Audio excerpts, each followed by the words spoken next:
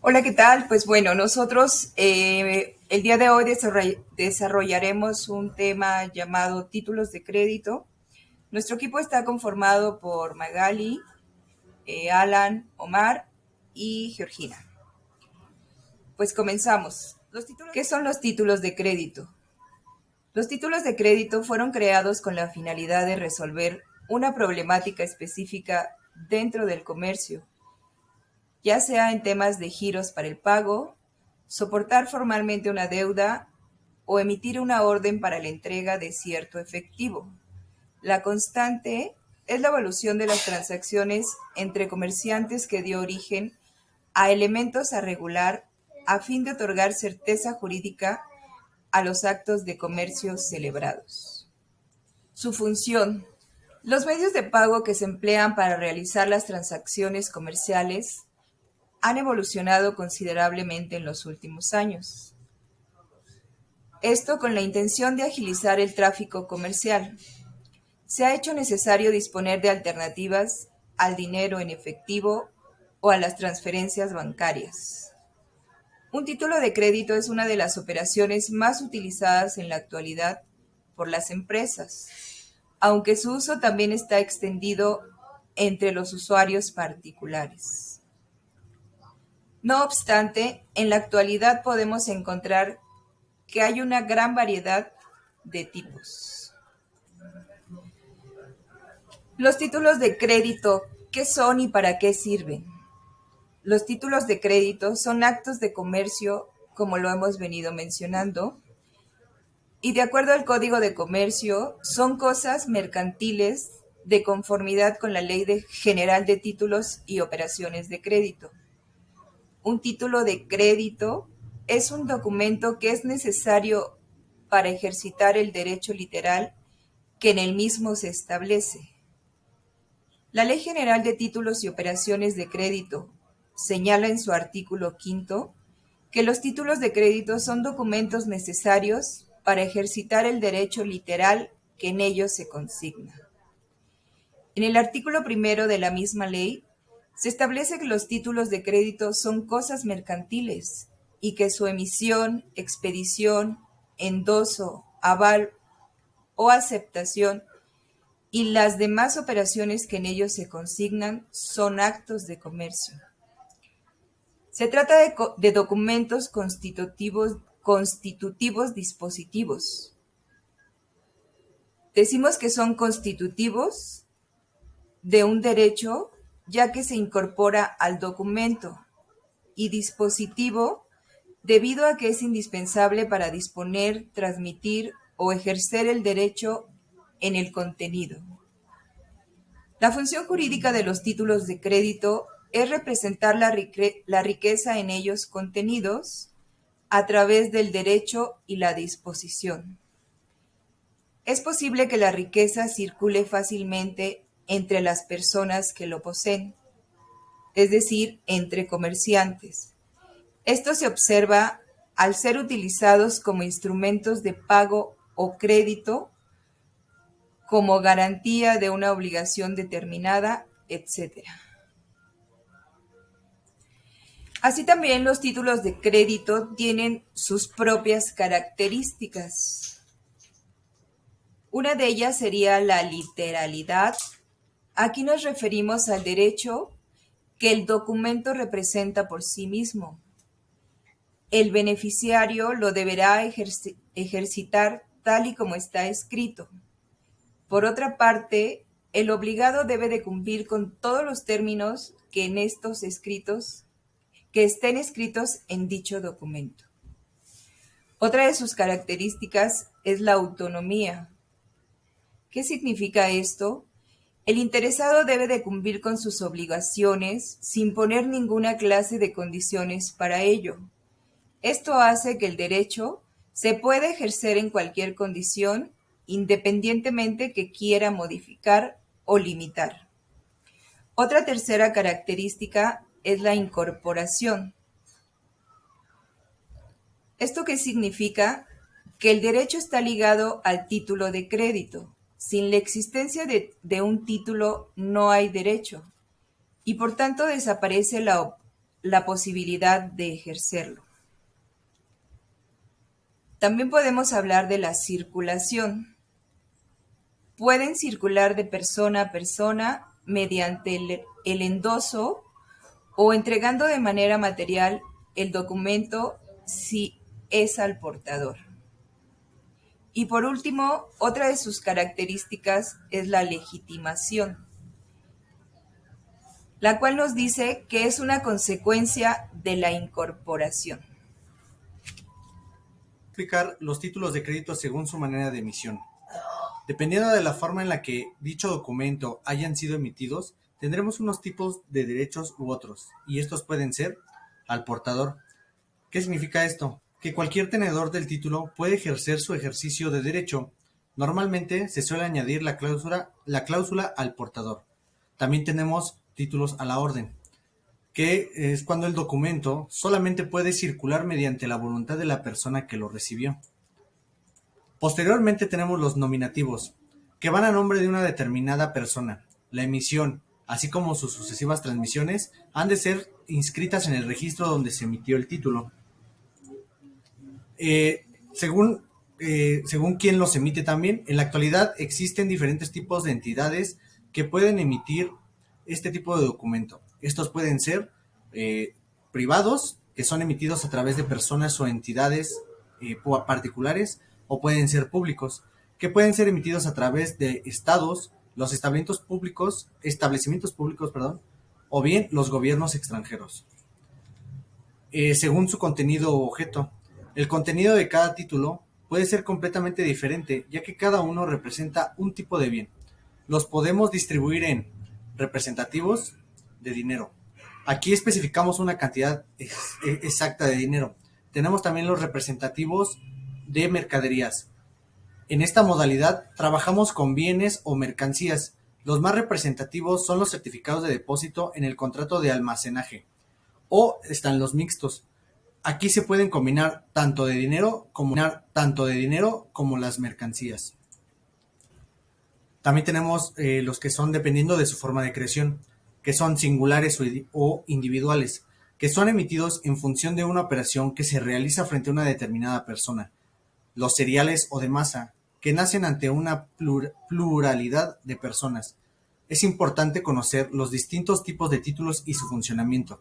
Esto nos ha de permitir poder diferenciarlos y entender cuál es su mejor momento para emplearlos. También es importante conocer los distintos tipos de crédito, de títulos y su funcionamiento.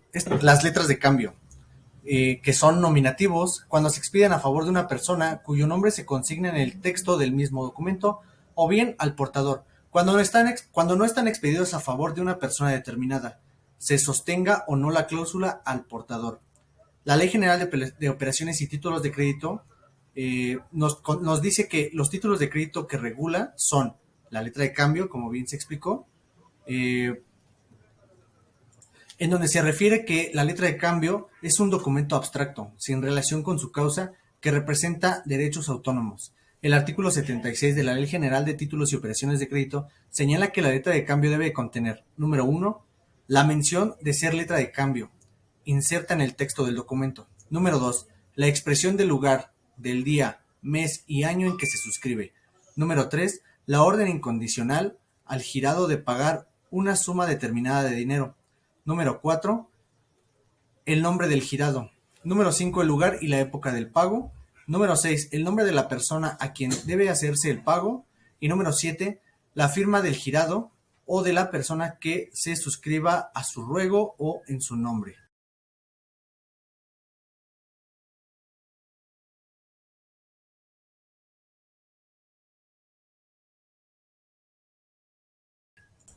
Tenemos también lo que es el pagaré.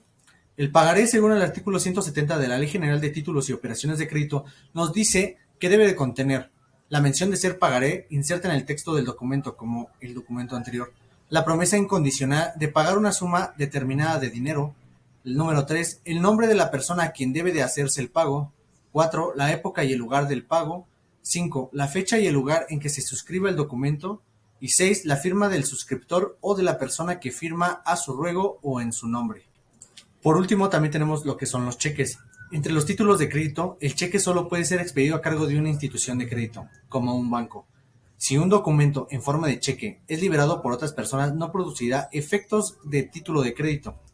De acuerdo con el artículo 175 de la Ley General de Operaciones y Títulos de Crédito, el cheque solo puede ser expedido por quien, teniendo fondos disponibles en una institución de crédito, sea autorizado por la misma para librar cheques a su cargo.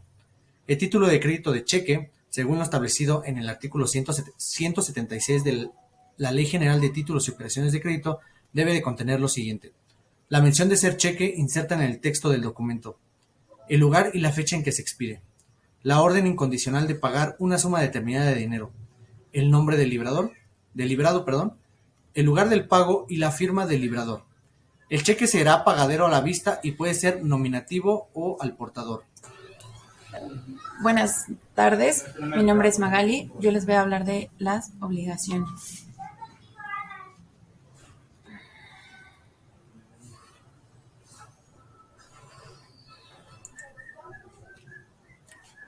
Según el artículo 208 de la ley, las sociedades anónimas pueden emitir obligaciones que presenten la participación individual de los tenedores en un crédito colectivo, constitutivo, a cargo de la sociedad emisora. Las obligaciones serán bienes muebles, aun cuando estén garantizadas con hipoteca.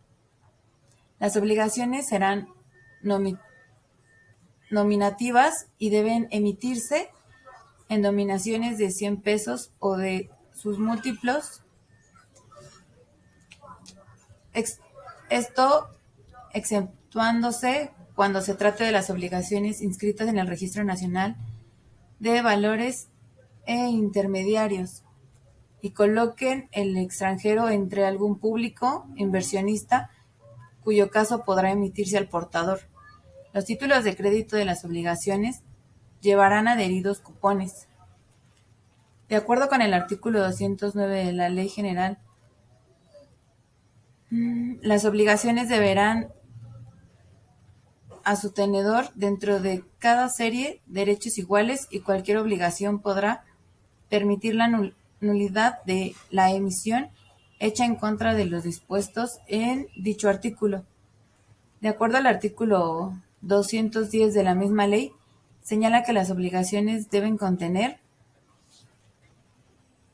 inciso 1, nombre, nacionalidad, domicilio del obligacionista, excepto de los casos en que se trate de las obligaciones emitidas al portador, en los términos del primer párrafo del artículo anterior. Fracción 2. Las denominaciones del objeto y el domicilio de la sociedad emisora. Fracción 3. El importe de la capital pagado de la sociedad emisora y el de su activo y de su pasivo, según balance que se practique precisamente para efectuar la emisión. Fracción 4. El importe de la emisión, con especificación del número y el valor nominal de las obligaciones que se emitan. Fracción 5. El tipo del interés pactado. Fracción 6. El término señalado para el pago del interés y de capital y los plazos, condiciones y de manera en que las obligaciones han de ser amortizadas. Fracción 7. El lugar del pago. Fracción 8. La especificación, en su caso, de las garantías especiales que se constituyan para la emisión, con excepción de las inscripciones relativas en el registro público. Fracción 9. El lugar y la fecha de la emisión, con especificación de la fecha, número de la inscripción relativa en el registro de comercio. Fracción 10.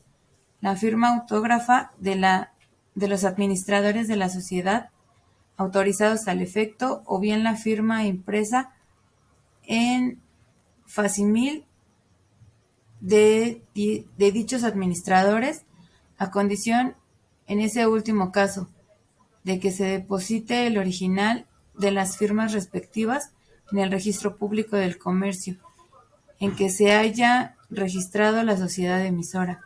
Fracción 11. La firma autógrafa del presente común de los obligacionistas, o bien la firma impresa en facsimil de 18 representantes, a condición, en este último caso, en que se deposite el original de dicha firma en el registro público del comercio en que se haya registrado la sociedad emisora. ¿Quién sabe dónde quedó? Está abajo. Certificaciones de participación. Certificados de partición. De partición. Los certificados de partición son instrumentos financieros que se originan a partir de un fideicomiso bancario. En este arreglo, una parte de fideicomitente transfiere bienes o derechos a otra. El fiduciario, comúnmente un banco, con los administra para cumplir los objetivos específicos en beneficios de terceros. Los fideicomisarios, los certificados de participación inmobiliaria, ligados a bienes raíces, mientras que los certificados de participación ordinarios se asocian con bienes muebles o derechos. Estos certificados simbolizan una fracción de los bienes o derechos en el fideicomiso y son expedidos por la entidad fiduciaria a los fideicomisarios, quienes adquieren la posición de acreedores. Elemento y funcionamiento del fideicomiso en los certificados de participación. El fideicomiso que da lugar a los certificados de participación se componen en tres partes esenciales: el fideicomitente, que aporta los activos; el fiduciario, encargado de la gestión y ejecución de los propósitos del fideicomiso; el fideicomisario, beneficiario de los activos fideicomitidos. Los certificados actúan como un nexo entre la entidad fiduciaria y fideicomisario. Pueden ser emitidos por empresas o entidades financieras como bancos o sociedades nacionales de crédito y suelen colocarse en el mercado de valores. Esto permite que los inversores adquirir participaciones en el fideicomiso, facilitando la inversión de bienes inmuebles o de derechos sin necesidad de adquirir una propiedad directamente. El artículo 228-A de la Ley General de Títulos y Operaciones de Crédito establecen que los certificados de participación son títulos de crédito que representan, inciso A, el derecho a una parte alícuota de los frutos o rendimiento de valores, derechos o bienes de cualquier clase que tenga el fideicomiso irrevocable para ese propósito la sociedad fiduciaria que los emita. Inciso B. El derecho a una parte alícuota del derecho del propietario o de la titularidad de estos bienes, derechos o valores. Inciso C. El derecho a una parte alícuota del producto neto que resulte de la venta de dichos bienes, derechos o valores. Los certificados serán bienes muebles, aun cuando los bienes fideicomitidos, materia de la emisión, sean inmuebles. Por otro lado, el artículo 228-N se señala que el certificado de participación debe contener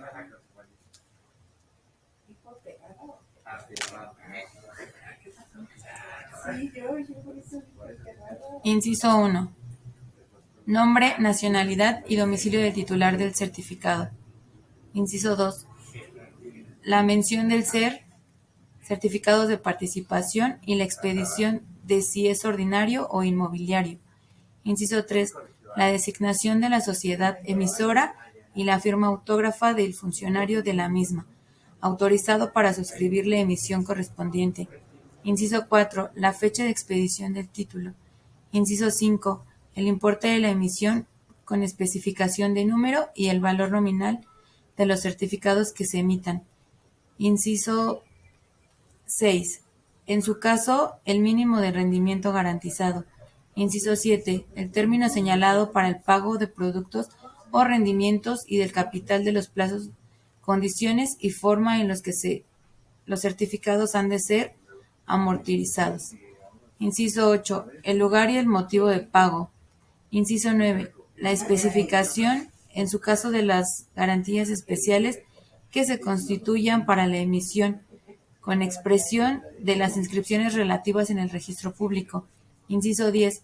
El lugar y la fecha de la acta de emisión, con especificación de la ley y número de inscripción relativa en el registro del comercio.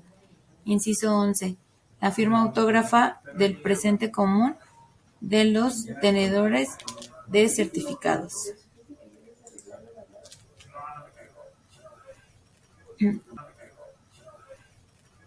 Luego, del certificado de depósito y del bono de prenda. Del certificado de depósito y de bono de prenda, el certificado de depósito acredita la propiedad de mercancías o bienes depositados en el almacén que lo emite, mientras que el bono de prenda es la constitución de un crédito prendario sobre las mercancías o bienes indicados en el certificado del depósito correspondiente. Solo los almacenes generales de depósito autorizados conforme a la Ley General de Instituciones de Crédito podrán expedir esos títulos de crédito.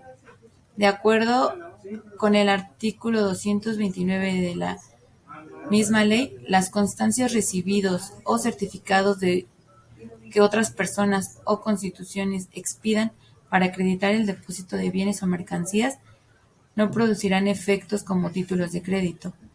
El mismo artículo mencionado especifica que tanto el certificado de depósito como el bono de prenda deberá contener, inciso 1, la mención de ser certificado de depósito y el bono de prenda, respectivamente. Inciso 2, la designación y la firma de almacén. Inciso 3, el lugar de depósito. Inciso 4, la fecha de expedición de título. Inciso 5, el número de orden que deberá ser igual para el certificado de depósito y para el bono o los bonos de prenda relativos, y el número progresivo de estos, cuando se expidan varios en relación con un solo certificado. Inciso 6. La mención de haber sido constituido el depósito de designación individual o genérica de las mercancías o efectos respectivos. Inciso 7. La especificación de las mercancías o bienes depositados, con mención de su naturaleza, calidad y cantidad, y de las demás circunstancias que sirvan para su identificación. Inciso 8. El plazo señalado para el depósito. Inciso 9. El nombre del depositante. Inciso 10. La mención de estar o no ser sujeto de los bienes o mercancías materia de depósito al pago de los derechos, impuesto o responsabilidades fiscales, y cuando para la constitución de depósito sea requisito previo en forma de liquidación de tales derechos, nota de esa liquidación. Inciso 11. La mención de estar o no asegurados de los bienes o mercancías depositados y del importe del seguro, en su caso. Inciso 12. La mención de los deudos o de las tarifas en favor del almacén o, en su caso, la mención de no existir tales adeudos. Adicionalmente, el artículo 232 menciona que el título de crédito de bono de prenda también deberá contener, inciso 1, el nombre del tomador del bono, inciso 2, el importe de crédito que el bono representa, inciso 3, el tipo de interés pactado, inciso 4, la fecha del vencimiento, que no podrá ser posteriormente a la fecha en que se concluya el depósito. Inciso 5, la firma del tenedor del certificado que negocie el bono por primera vez.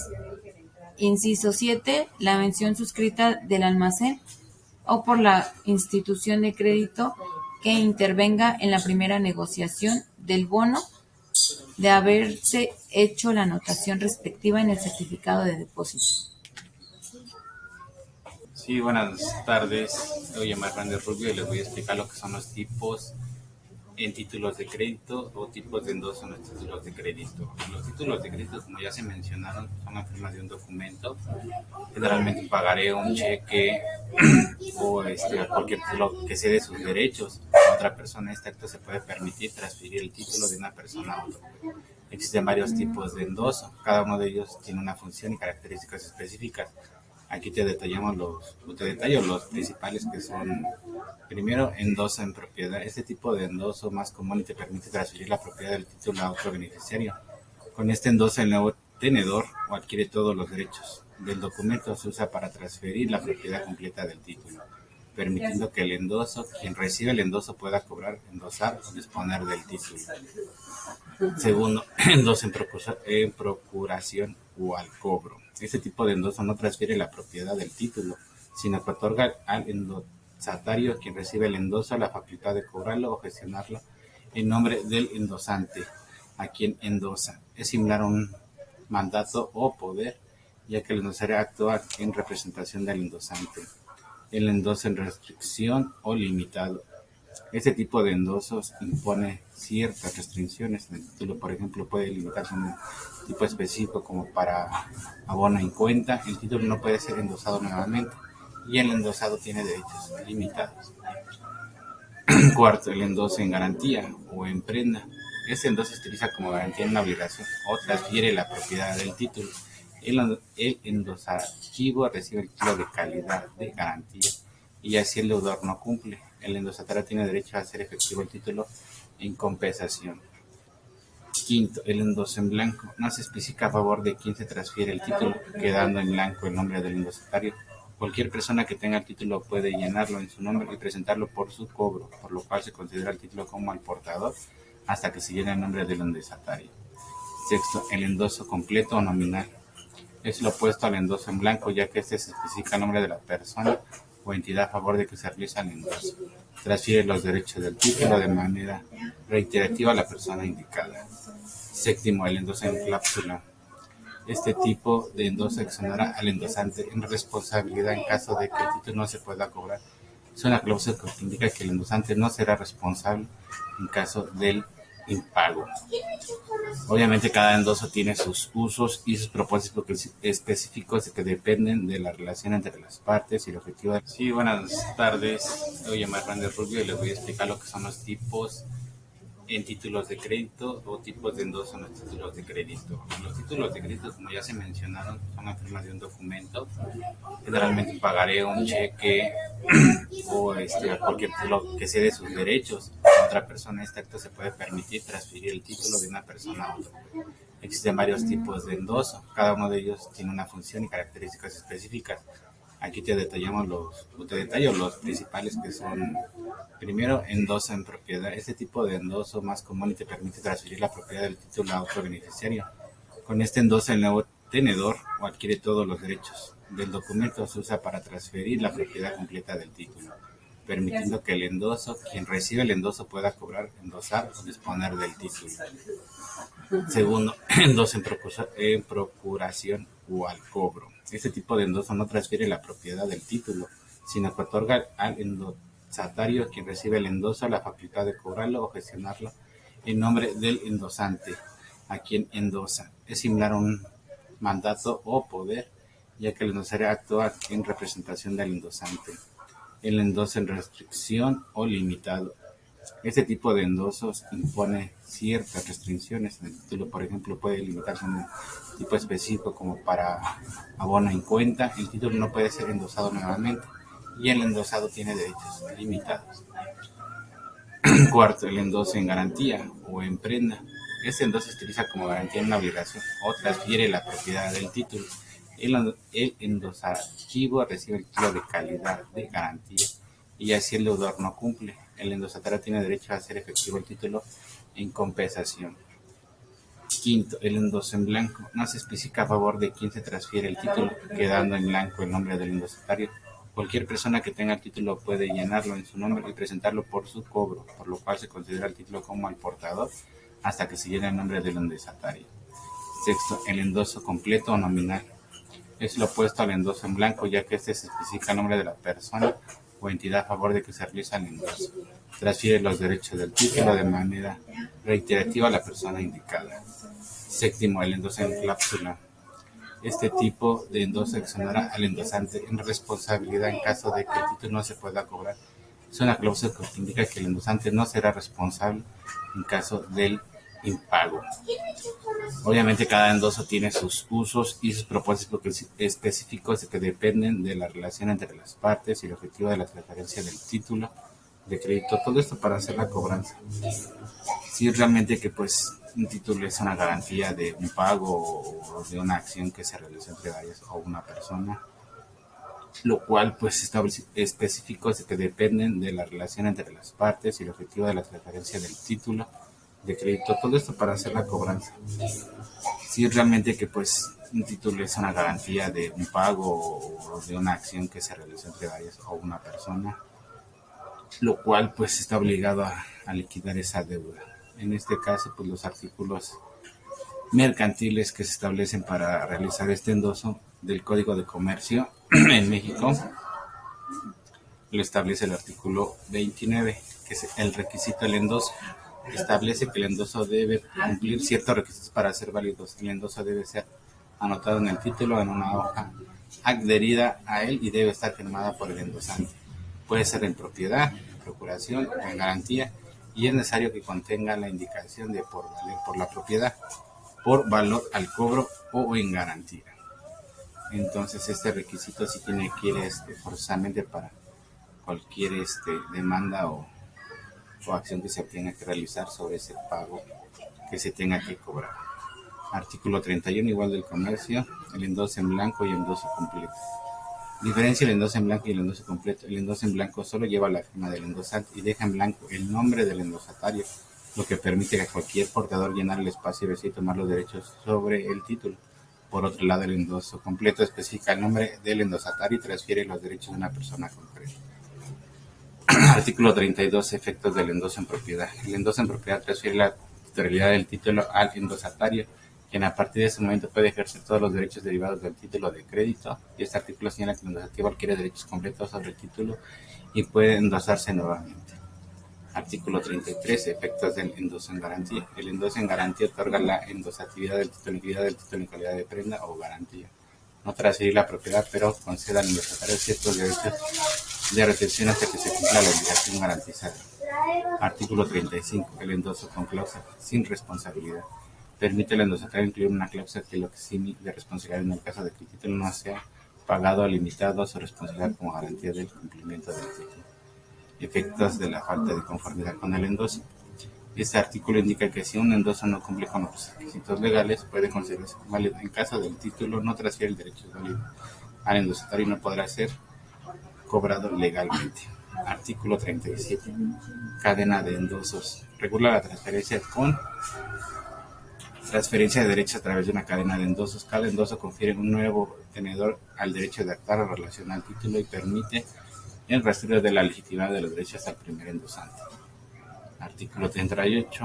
Prohibición del endoso. Señala que el título puede contener una cláusula que prohíba el su endoso y en tal caso el documento se considera nominativo, el cual limita su transferencia. Estos artículos son parte del marco jurídico que regula el proceso de endoso en los títulos de crédito en México y su cumplimiento es obligatorio para garantizar la validez y eficacia de los endosos en operaciones mercantiles.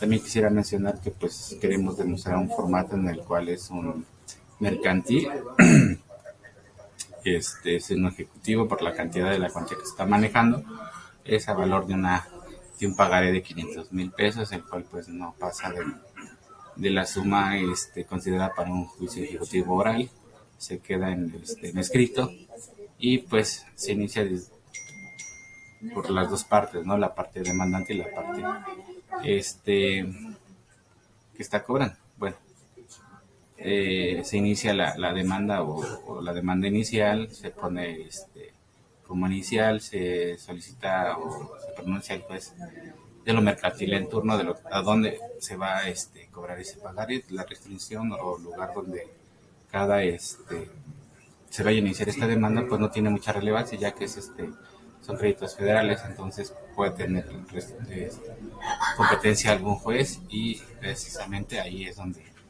entra su competencia y no hay problema donde se solicita el pago. Solamente se tiene que especificar en la demanda el domicilio de la parte demandante y pues se tiene que correr un traslado. En ese momento pues se solicita el exhorto a la dependencia o delegación o municipio donde corresponda. Y seguimos con esto. El juez en lo mercantil es a lo que vamos a referir, y presentes vamos a poner que el personal frutal de carácter de actor o demandante en el propio derecho, señalando como decirle para ver recibir cualquier tipo de indicaciones en domicilio del demandante, designando por sí sus abogados patrones y los nombres de los abogados con cédula profesional, y con respecto a si tienen algún correo, dirección o teléfono para que sean notificados de manera pues como vaya siendo el proceso o se inicia la litis. El objeto de la demanda pues es lo que vamos a solicitar, ¿no? Que es la solicitud del pago y también por el porcentaje que quedaron acerca del valor de lo que se tiene que pagar como intereses o lo que se tenga que. Las prestaciones pues es la cantidad que se tiene que pagar, y los intereses que son moratorios para que esto pues se liquide en el momento en que se tiene que liquidar la deuda y todo lo que ha llevado hasta que se termina el juicio. Fundamento del hecho, pues vamos a indicar todo lo que es con respecto a la base de la prueba, y pues de ahí vamos a buscar desde cuándo fue el pago y dónde fue se tiene que realizar, y la fecha de vencimiento. En este caso pues tenemos un pagar en el cual pues la fecha de vencimiento ya fue de 3 años y pues obviamente ya generó algunas moras.